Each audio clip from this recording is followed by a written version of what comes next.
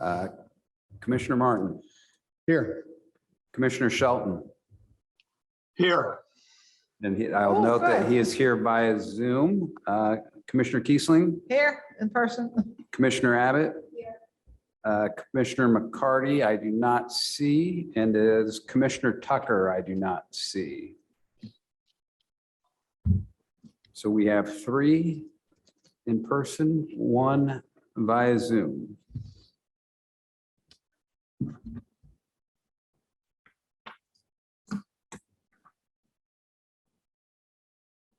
Okay. Our first item of business are the district excess assessed valuation resolutions. You should all received in your packet, resolution 2022-01, 02, 03, and 04. These are the annual resolutions that we are required to adopt if we want to keep using the assessed value for the purpose of calculating or assessing for Richard? TIF revenue. There are no numbers on it. Are they supposed to have numbers on it, or where do they reflect? Right up here at the top. I don't see it on mine. The resolution I see, but the value. Oh, I don't We're think the talking about value's in here. values here, I don't think there's any value on these. right? This is just to say that there isn't any access value. Yes. or contribution price. Oh, okay. Right. Thank you. Thank you. Right, because we don't know what the number is. We don't have any actual. Right. That's a good thing. Thank you. Should we do these independently or can we do them all at once? I would think if there is no objection, I would just do them all at once. If you Okay. feel one particularly needs to be discussed, we can discuss that separately. Okay, all right. I will make a motion that we approve resolution 2022-01, 2022-02, 2023, 2024.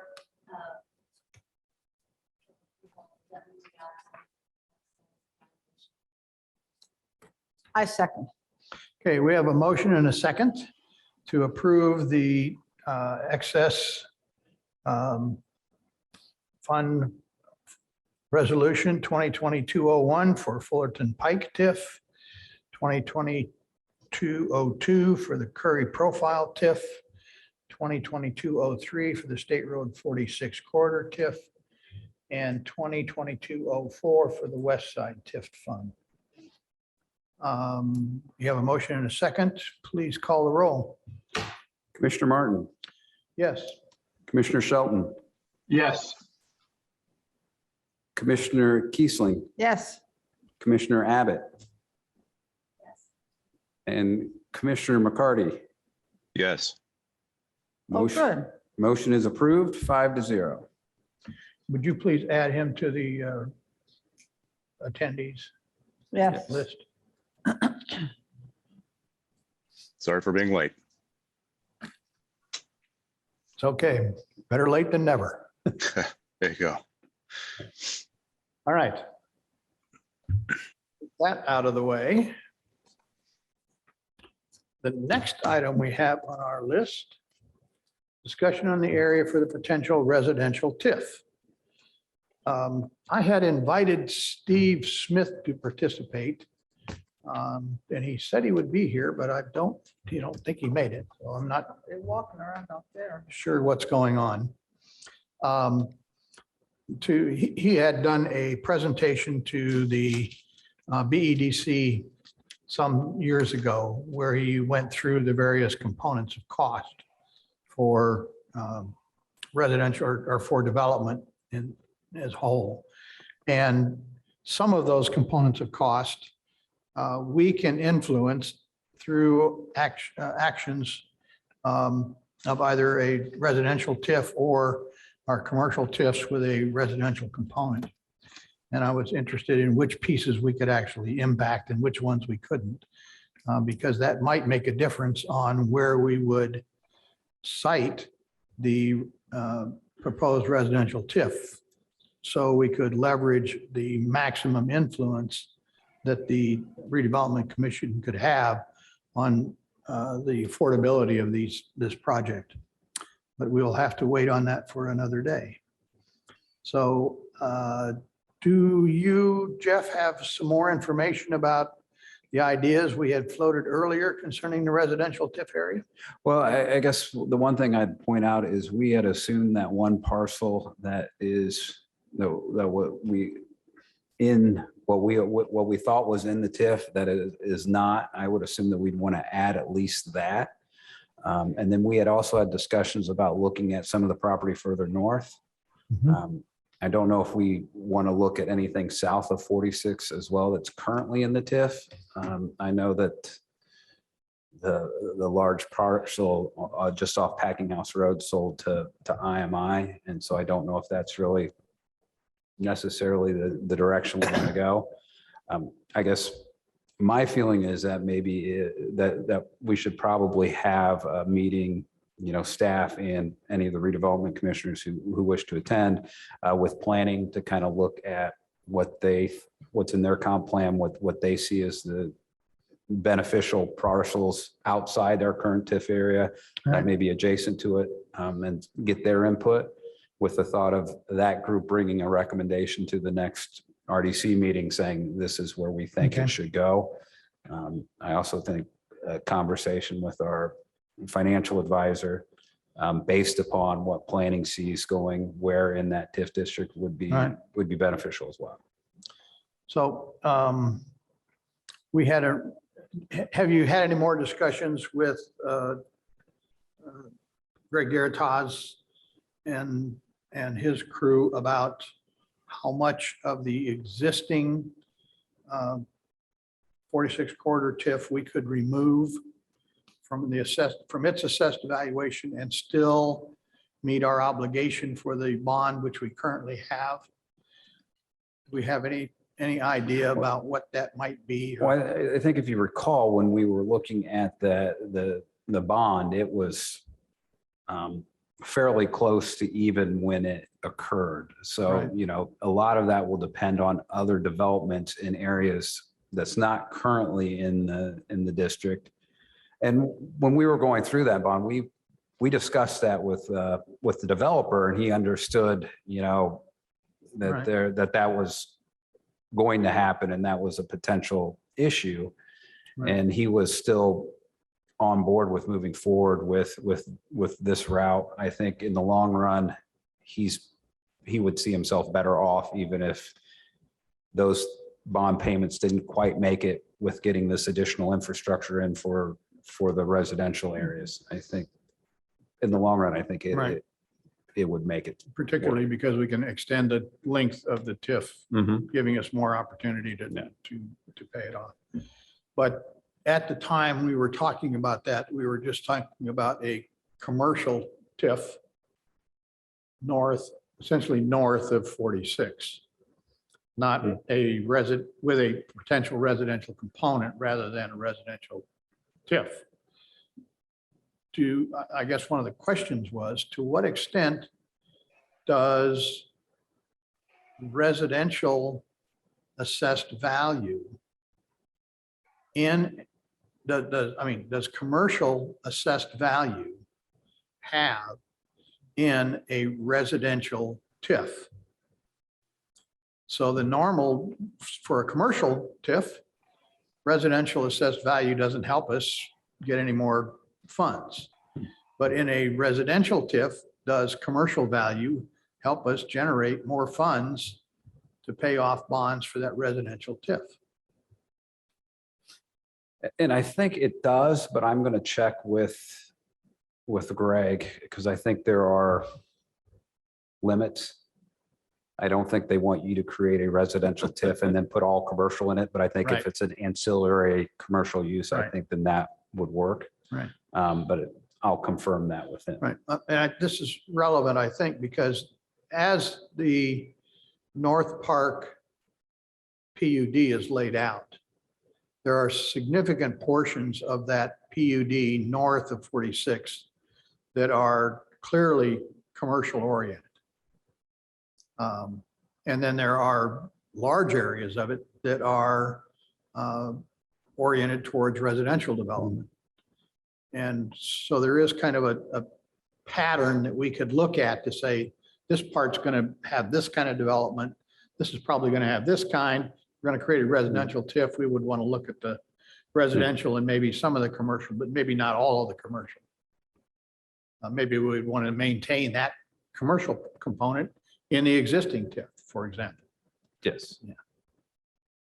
And I think the other thing to keep in mind is, because we've talked residential TIF, we've talked single family homes primarily, that despite what the market is today, it still takes time to develop that. So if you're developing 100 homes, they're not all going to be done after year one. Right. So that would be a phasing in of the increment too, which is something we'd have to worry about and look at when we get to the point of bonding and funding and that, Right. those kind of things. What are the in a residential TIF? Certainly, single family homes are allowed. I would assume that duplexes are allowed Mhm. and probably quads. What's the limit on density that's allowed in a residential TIF? My memory is that 4 units in one building was kind of the demarcation point. Okay, Pardon? Put your mic on. Please. what was It's that not again, Lisa? That I thought that it was anything that could be built under the residential code and not the building code. Ah, okay. So Okay. the code would specify what it was. But in the county, I mean, they're still, in the county, they're still considered residential. Yeah. I don't, it's been a while since I've done that part, but as my memory serves, residential code does up to maybe triplex, maybe quads. Yeah. And then the building code takes over with like either 4 or 5 units. And so I think the way that it was written is that if you build it under the residential code, but I could be wrong. It's No, I think, and I guess my memory is that it's 4 and 3 to 4 is right. But that's why that 4 came up is Right. because It's when you got to when you have to start building firewalls, essentially. That sounds like probably what the Yes. demarcation is. well, I think the building people would say it's a little more extensive than that. But Yeah. yes, I mean, I think how the building department would inspect it, I think is kind of the key point that everybody's Okay. been attracted to, on whether it's residential or a commercial. Yeah, we would probably want to know exactly what that is.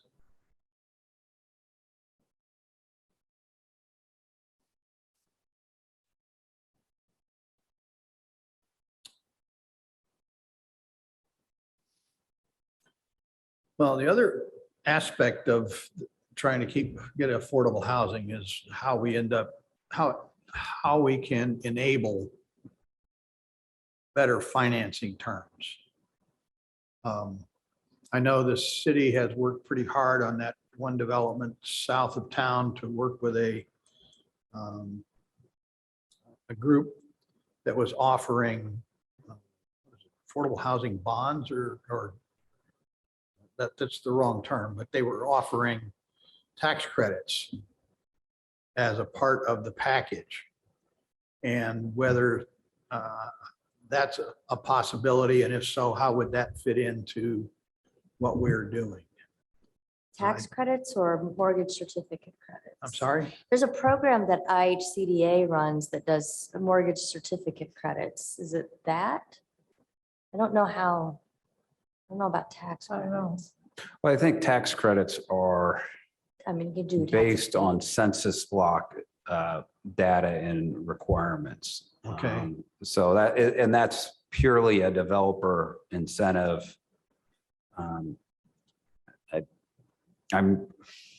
I'm a little out of my comfort level when I say the next thing I'm about to say, but I think it's very specific census blocks, and I'm not sure the ones that we would be looking at Yeah, would I hit those. think what you're talking about is a program that helps buy down the cost of the mortgage for for people. And I think that's a program that runs through the Indiana Housing and Community Development Authority. Okay, So we could just figure out what lenders utilize those programs. And there's also some availability. There's also some programs that the Federal Home Loan Bank Mhm. runs through their member organizations. So we would just need to come up with a list of who's offering what. And I think that especially with the federal COVID funding, there may be more local options now or in the near future.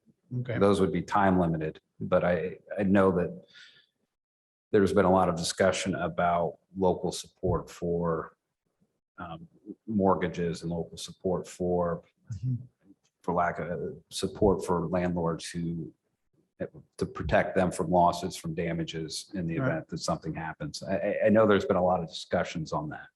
Right. So there may be some additional funding and then for the near future, in the near future. So in terms of a residential TIF, what we're allowed to do, once we set one of those up, is to bond for infrastructure improvements. Mhm. I think I recall that we could actually purchase property Yes. as part of it. Are those the kind of the two major things that we would be able to do? I think what traditionally when we've looked at it, those are the two things we've thought of. I looked at it a little bit and I don't remember the direct answer of whether the redevelopment commission itself could use some of its funding for some of these local programs. I think that's always a cart and horse kind of question is you've got to get the houses built first. And so that's primarily where it looks at, but it could be if we developed a new TIF, had it run for the 25 years, the initial debt could be for a period less than that 25 years. And then the last 5 or 6 years, you could start looking at maybe, or any excess funding coming in could be used for those kind of programs. As I understood it, though, the redevelopment commission itself could not own the homes after they were constructed and essentially be selling them to buyers over time. We had to have a clear demarcation of our involvement in the property. And I'm trying to think back to the code. I'm not sure if that is a practical question. Practically, do we have the ability to buy the land and then build the homes and then sell it versus legal, right? I'm not sure there's anything in there that says legally you can't do that. It's just, it would not be efficient and it would not lead to, I don't think it would lead to the best outcomes, right? Right. But there could be another part of local government that would own the homes. Well, I wouldn't think that would help with the residential tip because if the government owned the home, wouldn't they be tax exempt? It should be a use tax. Use How tax, it's okay. used is how it gets taxed. But I think what you're thinking of, I guess what I would be thinking of is like a housing authority or something like that. Right. Doing something like that. But are you concerned about maintaining affordability? Well, yes. Yes, okay, so, you could do things like, you want to do stuff, given the constraints of county staff, you probably want to do stuff that's easy, like covenants that are recorded against the property that the title company then would notify the county when the property was getting ready to change hands. And you could say things in the covenants like, this house has to be sold to somebody who meets this, since this isn't HUD money, whatever income guidelines you come up with to do it. And I think that might be the easiest way to do it because that's paperwork that can be done. And once you've got the template, it's, new name, new address, kind of thing. And then from there, they're recorded. And then when the property would change hands, and somebody was then it would be notified that was happening. Right. And you could re-qualify the buyers. Okay. But that's probably the easiest way to do it. I mean, anything else is going to get complicated and is going to require, A few more lawyers. well, staff time to just maintain. Mhm. Yeah. So that would be my recommendation, is do something simple. Yeah, well, we certainly, I think would want to do some things that would minimize our cost and involvement. But make sure that the arrangement was such that our intent was carried through the project Right. after we essentially got to our financial. Yeah, and you could, I mean, you could do things where, you put them out there and then if they stay in the house for a certain number of years, then they're, released, right? I mean, so you just have to think about what your long-term goal is, and I would suggest that you use an AMI, an area median income that would allow for what we call workforce housing, which is going to be a little higher than your HUD funded area median income limits, just because that is such a need right now. If you're at 80% area median income or below, there are programs that can help you. If you're at 81% area median income, which is not a significant difference in income, and up, there's nothing really. And so that segment of the population, I think, is really struggling to be able to find Right. housing, although quite frankly, everybody is right now because the market is insane. But think out through those things, and then we can write that into the covenants. Okay. Many things to think about. So we had an initial discussion. We looked at some initial maps Mhm. with the surveyor before. Yeah. And that's when we spotted these properties to the north that looked like they Yes. might have some opportunities. So we would probably want to revisit that and see just what was there. We probably ought to do an overlay of the PUD on the existing properties that we're looking at, so we know how they're zoned at the present time.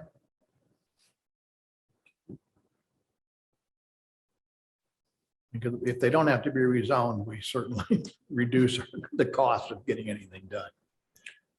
Well, and I think part of that conversation should include the developer, because I know he's expressed an interest in getting that all rezoned, because the original plan has not worked, and he realizes that. Right. No, I know he's interested in redoing it Mhm. or breaking it up, but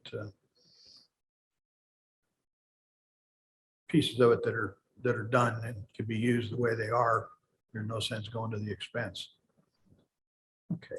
All right. Do we have any other comments about this So not residential TIF proposal? So what I'm going to You do guys is I'm know going to more set than up I a do, meeting with so.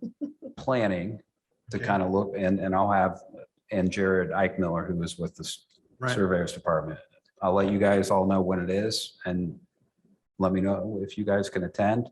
Okay. If a majority of you wants to attend, we'll notice it as a meeting and we'll handle it that way. Okay. All right. That sounds good. Okay, moving on our agenda. Item 4 minutes. I understand we don't have any minutes yet. Yes, I apologize. That's Well, okay. that happens. We've been minuteless before, and I'm sure Yeah. we will be minuteless again. Well, I'm trying to avoid that. And we appreciate We've that. done so well in recent times that it's a misstep, but that's fine. Jeff Okay. understands. All right, next item is our approval of claims. We have 5 claims before us. This go around, we have 3 from DLZ. These are, they're doing inspections, I believe. These are inspections. Is that correct, Lisa? The Profile Parkway is construction inspection. The Vernal Pike Connector Road is part of the right-of-way acquisition. Okay, And then the last one is as part of the condemnation for the Vernal Pike Connector. right, and that's the And that's connected with the work that Yasmin is doing. Yes, she handles the condemnations for the county. All right, and then the beam longs and F is the inspection on the Curry roundabout stuff. Correct. And okay. All right, and all of these are budgeted items already. Okay, Correct. all right. I will entertain a motion on the claims. I move approval of the claims of $35,287.67. I second. We have a motion and a second for approval of the claims totaling $35,287.67. Please call the roll. Commissioner Martin, Yes. Commissioner Shelton, We lose him? No, he's there. he's muted. Yeah. Yes, Thank you. No. sorry. Commissioner Kiesling, Yes. Commissioner Abbott, Yes. Commissioner McCarty. Yes. Motion is approved, 5-0. Okay. Takes care of that. All right. Do we have any more staff comments? Updates? You want to tell us what's going Go on? ahead, for just- I can provide you any updates. The Curry Pike Roundabout is fully under construction. The Fullerton Pike Phase 3 Bridge and Road project is under right-of-way acquisition, and that seems to be going very well. We've reached negotiations, and we are probably 3/4 of the way done for the right-of-way acquisition. I believe there's 18 parcels on that project. The letting date for that project is July 12th of 2023. And the Vernal Pike Connector Project, we have two parcels that have been filed for condemnation. And then we still have negotiations with a couple more, and then we have a couple that are secured at this point. The letting date for that project is November of 2022. And I noticed that the commissioners authorized some more money for inspections there on that project. Is that the article, the $1 million article that I saw? Yes, I was trying to think, what? No, not today. Yes, we actually did a contract. We did RFPs for the construction inspection for the Vernal Pike Connector Roadway, which that's following NDOT guidelines since we have federal funds connected to construction. We put the RFPs out. We received, I believe, 8 responses. We had 3 scores on that. We send our results to NDOT to secure our selection, and that was with Beam Longest and Neff. We've Okay. done work with them in the past. They have current projects with us, and they've done a really good job for us. Okay, all right. And I would just say that Lisa and I met with bond counsel and Greg Garitas to look at the Fulton Pike TIF and the bridge. And I think we've come up with a game plan that would essentially have a debt issued with the major bridge fund and then having Fulton Pike TIF revenue pledged towards it as well. I think we have 2 bridges coming up in the next couple of years. One is on Fullerton and one wouldn't be connected to any of our TIFs. So we're going to work through the issues of partitioning that out and looking at that. Talk to the commissioners about it. They thought that was a good idea because we do have those 2 big construction projects. They'll probably happen. 2023 is the let date for the Fullerton Pike bridge, and then the other bridge is something that's done with local money. So we're on our own timeline for that. So I think we could make that work. Okay. We think the revenue will be there. It's a matter of crossing all the i's, dotting all the t's, figuring out all the timing. But luckily we have some time for that. In my mind, the real problem is with construction prices being what they are today. Putting out a bond to pay for a project before you get the bids in seems to be All right. running a risk that I'm not sure we want to do. So we'll work with them on those kind of timing issues. All right. Do you have anything else, Jeff? That's all I had. Do the commissioners have any comment? I'll start with you, Jim, since you're the farthest away. No comments. Thank you. Colin, do you have anything? I don't have anything today. Thank you. Okay. Lisa? Iris? I don't have anything. Thank you. And I don't have anything in addition, so I think we are ready to go. I will take a motion to adjourn. I think we have our business completed. I so move. Second. Second to adjourn, all in favor, say aye. Aye. Aye. Aye. Thank you all for attending today. Great. Thank you. Thank you.